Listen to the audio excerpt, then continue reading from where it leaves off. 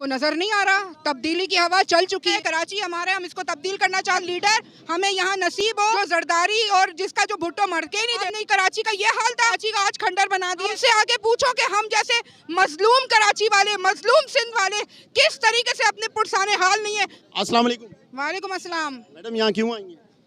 आपको नजर नहीं आ रहा, तब्दीली की हवा चल चुकी है। पंजाब को तब्दील कर दिया है, सिंध तब्दीली की राह पे है, तो क्यों नहीं आएंगे? सिंध हमारा है, कराची हमारा है, हम इसको तब्दील करना चाहते हैं। हम चाहते हैं इमरान खान जैसा लीडर हमें यहाँ नसीब हो। जिस तरीके से KPK में उन्होंने एहसास प्रोग्राम शुरू किया, पंजाब के लोगों को फैसिलिटेशन मिली। यहाँ सिंध गवर्नमेंट ने जो है, जो जरदारी और जिसका जो भुट्टो मर के ही नहीं देता, वो उसकी जो 18 अमेंडमेंट के पीछे वो छुप जाता है। और हमारे गरीब लोगों को ना एहसास प्रोग्राम से हम मुस्तफीद हो रहे हैं, ना हम किसी प्रोग्राम से मुस्तफीद होते हैं। आपने कराची का ये हाल था, आज से 30 साल पहले चले जाए, लोग कराची की मिसालें देते थे।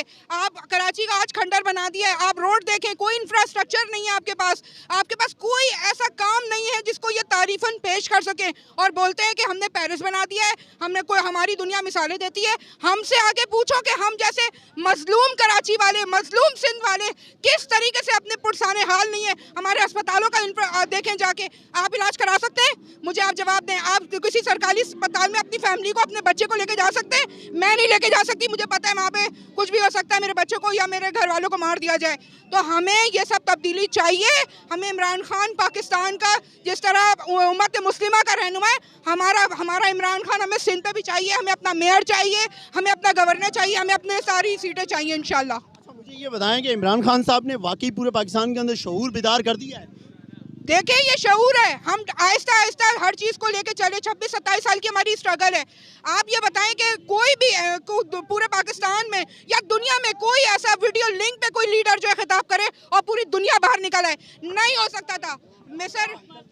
मिस्र का तैयब उर्दगान था, उसके ऊपर जब मुश्किल आई तो उसके बाद लोग बाहर निकले। हमारा इमरान खान तो यौम तशक्कुर हो तो आवाज़ देता है तो अवाम बाहर। इमरान खान कहता है मुझे ज़रूरी बात करनी है तो अवाम बाहर। तो ये शऊर नहीं है तो और क्या है? ये नौजवान जितने सारे खड़े हुए ये शऊर के लिए आए। ये कराची है, इतना आसान नहीं था कराची के अंदर सियासत करना। पूरे पाकिस्तान की सियासत कुछ और है, कराची की सियासत कुछ और है। कराची की सियासत में इस तरह मोबिलाइज होना और इस तरह का क्राउड निकलना, मैं आप सबको खराज तहसीन पेश करती हूँ, नौजवानों को जो अपनी जान हथेली पे रख के इमरान खान के लिए निकले। और आज हमने जो है ना तब्दीली के लिए कर दी।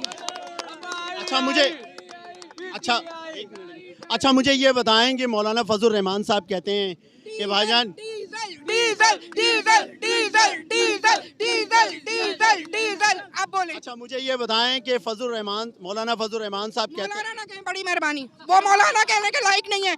उसने अपने मदरसे के बच्चों को, जिनके ऊपर वो सियासत कर रहा है, उनको वो इस्तेमाल करता है। देखे, कोई लीडर इस्तेमाल नहीं करता। अगर इस्तेमाल करने का देखना है तो मेरे कप्तान को देखो कि जिस दिन खान साहब बाहर निकले थे पूरी आवाम उनके साथ थी। वो चाहते तो इदारों के साथ हमारा तसादुम करवा देते और सब कुछ हो जाता, उसी दिन हम पूरे मुल्क पे कब्जा कर लेते। लेकिन मेरा कप्तान कभी हमें इस्तेमाल नहीं करता। और ये लोग अपने बच्चों को, अपने घर को, अपनी बेटियों को, अपने बुजुर्गों को, सबको, ये मुझे बताएं, आप उठा के देखें पुरानी तहरीरों में जिसमें ये जरदारी को कहता था कि ये चोर है, इसमें कभी जो है इनकी हुक्मरानी में हम कभी आगे नहीं बढ़ सकते। नवाज शरीफ चोर है, आगे नहीं बढ़ सकते। आज डीजल उनके साथ बैठा है, क्यों? क्योंकि मफादात है इनके।